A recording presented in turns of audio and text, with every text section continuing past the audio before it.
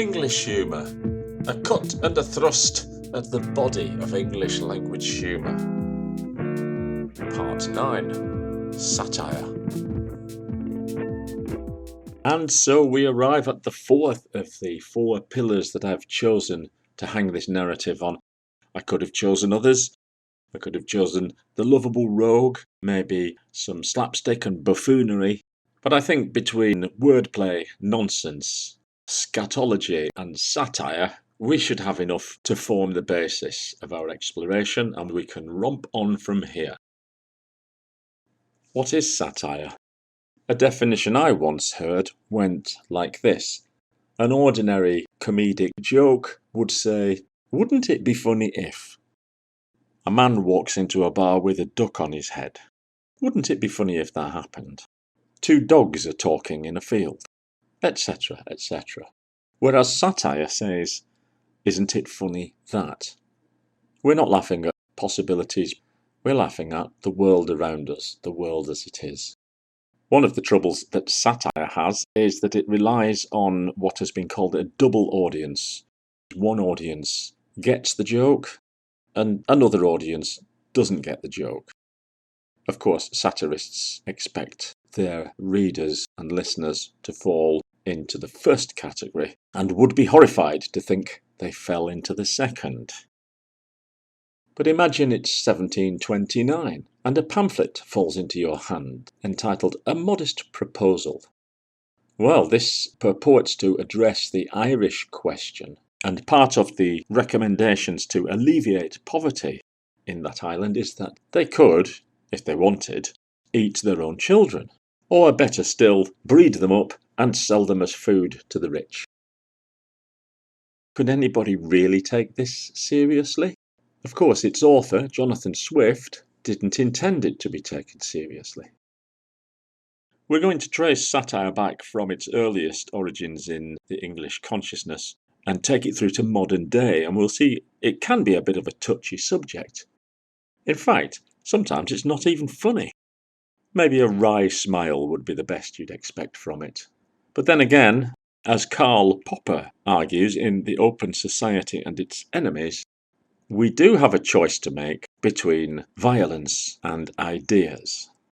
And throwing metaphorical poison darts at people is probably better than throwing real poison darts at people. Though one could also say that a well-expressed metaphor, satirical or not, can often knock rational arguments into a cocked hat. For the purpose of this work, with the word English in the title, we will be skipping over Juvenal and Horace, the original Roman satirists, although we should perhaps note that satire in Latin comes from the expression lanx satura, which in fact means a full dish of fruits, a kind of variety, a comic Macedonia. So obviously the meaning of that's changed. It was probably closer to the modern meaning in 1599, when the Bishop's Order banned various works by the playwright Marlowe and all of Nash and Harvey's work, and even, in its wording, the entire genre of satire. Not long before, in 1596, a High Commission, with John Whitgift, Archbishop of Canterbury, at the head, had already warned of the terrible effects that diverse copies, books or pamphlets could have on the good Christian. Both these documents seem to have an equal fear of anti-monarchical satire and bawdy. If we move forward some 40 years, we reach the English Civil War and an explosion of really political pamphlets whose aim was pure propaganda.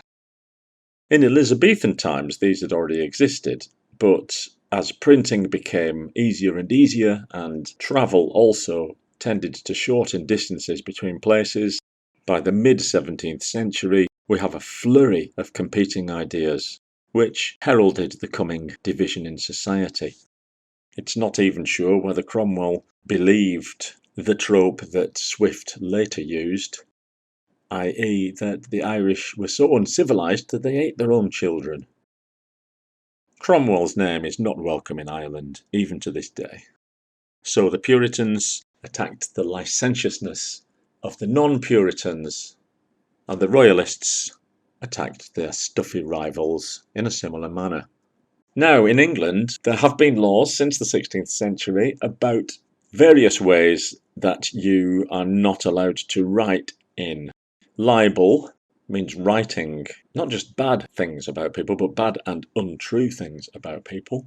And this was divided into seditious, where you can't attack authority or national honour; defamatory, which is what we now mean by the libel law, attacking a person's character unjustly; obscene libel, as we've mentioned, anything to do with sex; and blasphemous, in which the church and its religious beliefs cannot be attacked. So we could take the English Civil War as a starting point for our investigation of satire. Around about that time, in fact, born just after the Civil War, 1647, died in 1680, we find the Earl of Rochester. And I know you don't really pay attention to the birth and death dates, but let's just do that again. 1647 to 1680. Yes, he was 33 when he died. Traditionally, because of a sexual disease and alcoholism, having fallen out with his pal, King Charles II, due to some bad behaviour. Andrew Marvell called him the best satirist of our time. So what is it that made him so famous? Well, it was his satirical verse. Here he is talking about Charles II. "We have a pretty witty king, whose word no man relies on. He never said a foolish thing, and never did a wise one." Though Charles wasn't offended by this, claiming that indeed his words were his own, but his actions were very much those of his ministers. He was also very scatological, in a way that we might find a little bit overdone. But we have to remember that he's coming out of the Puritan period and into this restoration, when the theatres are opening up and people can dance and sing again and people can say rude words again, but also very often making a fine point. As for example in this little ditty: "For hunger or for love they fight or tear, whilst wretched man is still in arms for fears.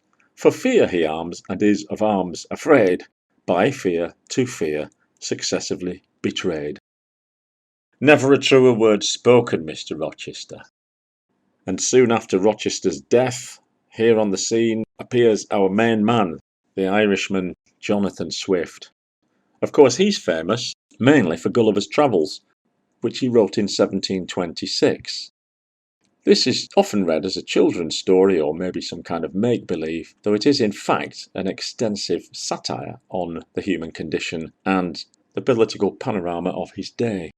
And although Gulliver remains his most famous work to date, he was in his day much more famous as an essayist and political pamphleteer. It's also been said that these penny pamphlets, 1 or 2 page sheets that could be sold cheaply, were much more effective in spreading messages, as they could obviously be afforded by more people. Thomas Paine was a man who took this on board, his pamphlets helping to spark the American Revolution. The knock-on effect of this was the French Revolution. And the knock-on effect of the French Revolution was today, where it's quite common for everybody to have an opinion on a blog or a Twitter account. Lord help us. London was devastated by a fire, and the theatres had to close again. Dryden, for example, went off to Ireland so he could keep on writing in this morass of new values. People began to believe in a new reasonableness and the idea of being sensible in the English sense, not sensitive, but able to use data and experience to come to a common sense conclusion. So that meant that imagination and fantasy were out of fashion for a while, and it's at this time when people felt the need for the first standard English dictionary, maybe to clear things up. Samuel Johnson was responsible for that, and as a reflection of the times, we can see that even some of his dictionary entries are suffused with gentle satire and teasing. Oats, for example, a grain which in England is generally given to horses, but in Scotland supports the people. this being a little dig at his amanuensis Boswell, who was from Scotland. Lexicographer, which is of course what he was, is defined as a writer of dictionaries, a harmless drudge. Excise is given as a hateful tax levied upon commodities and adjudged not by the common judges of property, but wretches hired by those to whom excise is paid. Dr. Johnson suffered from scrofula, nervous tics, and Tourette's syndrome, as well as possibly some other mental illnesses, but was a great friend to the poor and a promoter of the anti-slavery movement. But he did get one thing wrong.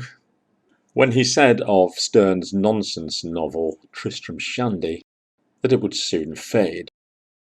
But Mr. Sterne's work is still read today as an example of surrealist and satirical humour. But let's jump forward now a little to a pub called the Edinburgh Castle in the Strand in London. It's June, it's 1841, and we've got a group of writers and editors, including Mark Lemon and Henry Mayhew, who decided it was time to publish a humorous magazine which, in their opinion, should be like a good punch, in that it should have a little lemon in it. A nice little spicy, zingy, bitter touch, which will turn it from inane comedy to highbrow satire.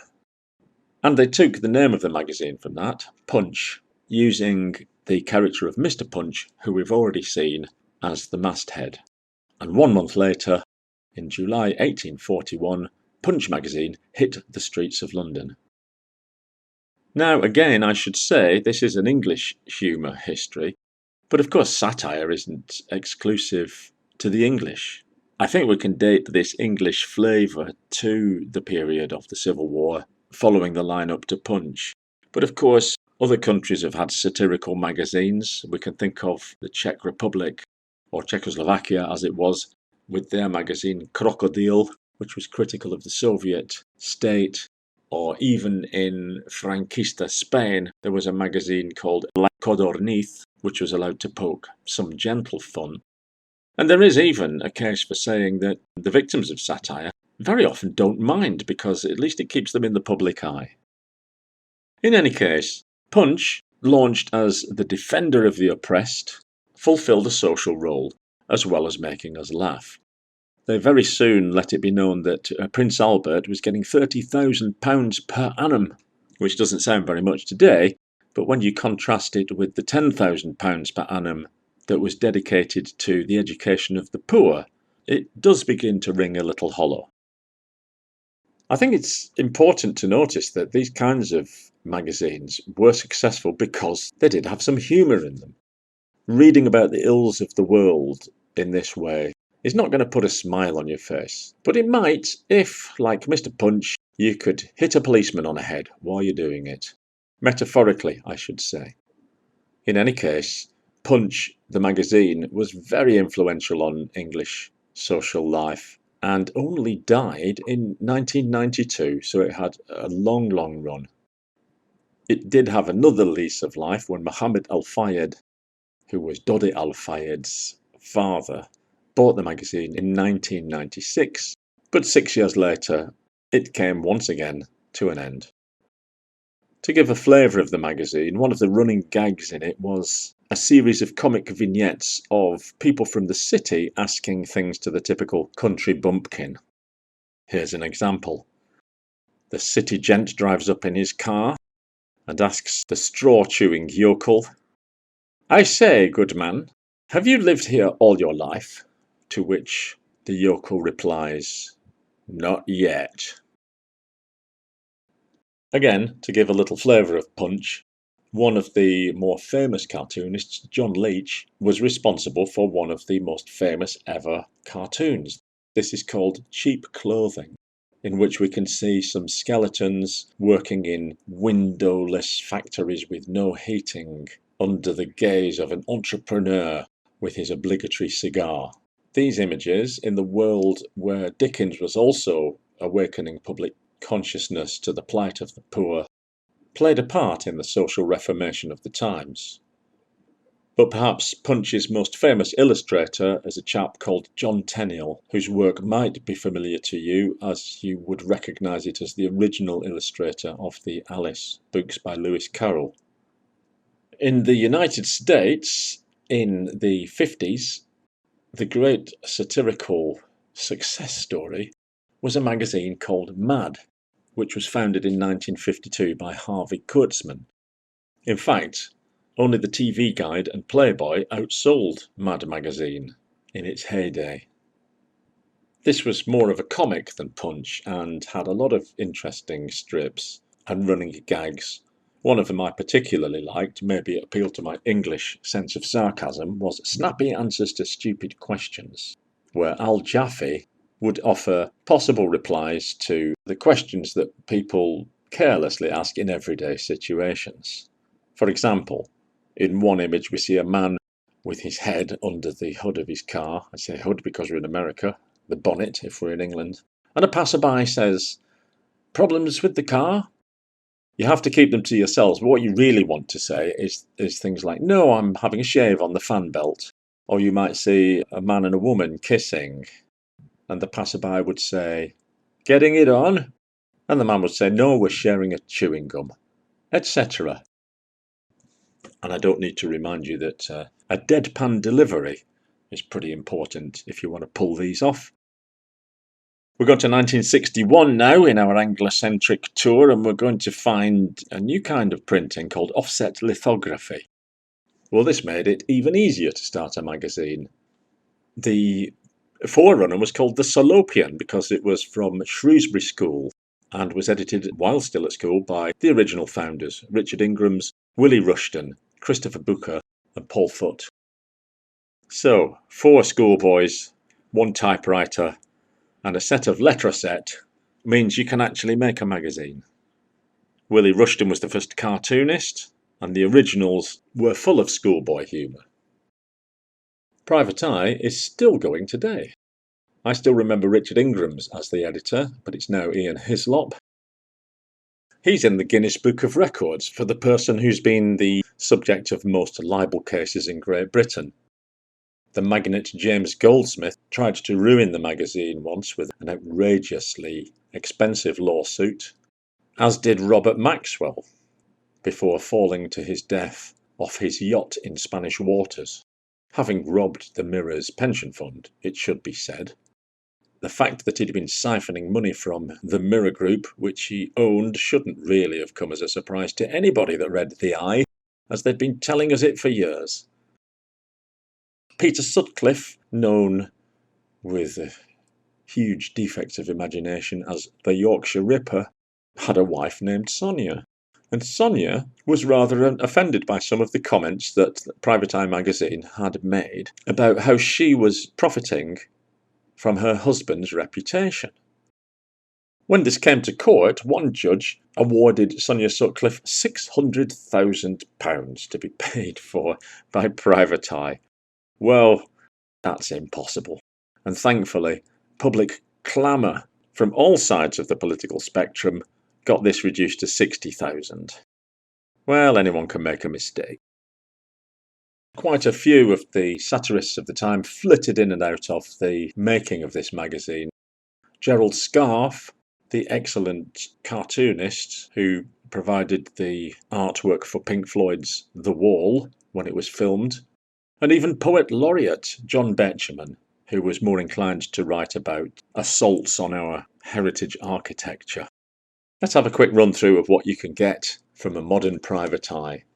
Well, you'll find a column which used to be called Coleman Balls because of the commentator David Coleman, now known simply as Commentator Balls, which is a list of things said by sports commentators that very often could be read with a double entendre if they're not simply nonsense. One of the very first ones was, "And Sonia Lanneman opens her legs and shows her class." Sonia Lanneman was a British runner who was lengthening her stride. A man interviewing the Spanish golfer Seve Ballesteros asked him, "And how do you feel after that 69? And quoted footballers give us gems such as, he's put on weight and so have I, and vice versa. Or I always put my right boot on first and then, obviously, my right sock. Or I remember listening to this one live as the Republic of Ireland were knocked out of a World Cup.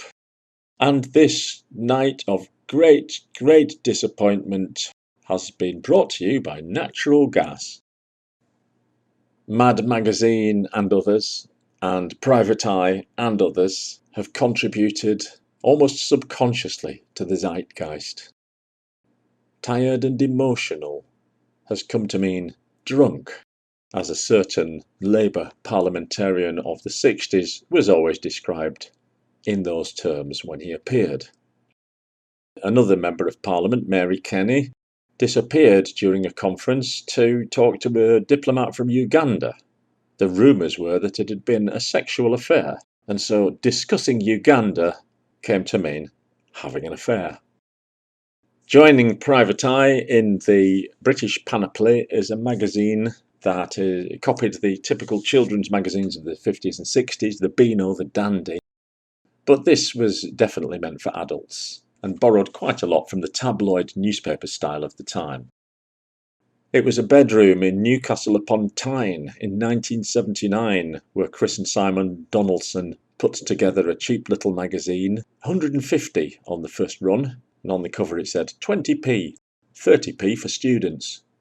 But this sold out quickly, and 6 years later, a national publishing house took up the magazine. Its name is Viz, and it's still going. They may target the left, as we see in The Modern Parents. They may target the right, as we see with Major Misunderstanding. And in among Sid the Sexist and the Fat Slags, Cockney Wanker, off they went, making people laugh and annoying people in equal measure. A lot of these things, as is often said, couldn't be done today. I mean, it's even been said about Monty Python, they're not diverse enough. But while it lasted, Fat Slags and Cockney Wankers could happily share pages with Biffa Bacon and Mr. Logic, although the line was drawn at a strip they wanted to put in called Thieving Gypsy Bastards. Viz magazines offer to publish the strip with a counterbalance on the other page called The Nice Honest Gypsies, was rejected. I happened to have a feminist girlfriend at this time, and she didn't have any objections to the Fat Slags or Sid the Sexist. It was her who pointed out to me that the Fat Slags always get their way and Sid the Sexist never does. But I'm not sure how these arguments would stack up these days. In any case, the gypsy angle reminds me of another magazine that got into trouble, Oz, in the swinging 60s. They were on trial for obscenity in 1968 on quite a few charges, one of them involving a strip which was a takeoff of the children's strip, Rupert the Bear, in this case appearing with a priapic phallus in a version known as Rupert Shags His Gypsy Granny. How far we can go, how far we should go, is still a matter for debate. I'm pretty sure the Irish jokes and Jewish jokes that we told innocently in our youth, highlighting the supposed stupidity and meanness, respectively, of those two groups, certainly wouldn't pass muster today.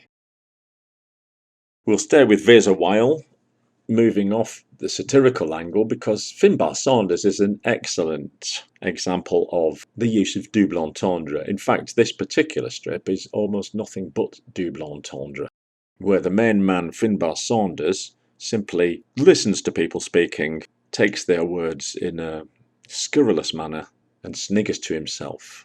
Fneur being his typical cri de guerre. More smut in the Profanosaurus, which is exactly what it says. This is where readers submit their disgusting expressions to a dictionary. In the internet days, we can find the same kind of pleasure browsing through Urban Dictionary on internet. If you have any problems knowing what a rhino without the H or a thot is, you'll find the answer there. They're not all smutty. One of my favourites is Monkey Bath. This is a bath where, when you get in it, the water is still so hot that as you lower yourself into it, you go, ooh, ah, ah, ooh, ooh, ah, ooh, ooh, ah. The letters page shows the versatility and wit of the readership, often featuring a section which parodies the lowbrow newspapers called Top Tips, which veer into nonsense rather than satire. For example, make sure that your fridge light is always off when the door is closed by drilling a hole in the door so that you can always see inside. Make your neighbours think that you have a gravel driveway. Stick cornflakes to your car's tyres with sellotape just before you arrive home. Are you worried about losing your house keys? Just add a little label to them with your name, the address of the house, and so that the finder can give them back to you successfully, add a little note saying when you're normally in and when you're normally out. So I hope you can see we're going to pull these strands together now. We're already mixing bawdy and satire and nonsense, thanks to Viz. And we're going to take up the strands of Alice in Wonderland, Edward Lear, The Goons, Swift, Pope, Gilray, the lot of them, as we move into modern times, eventually alighting on another watershed in our comic history, Monty Python's Flying Circus.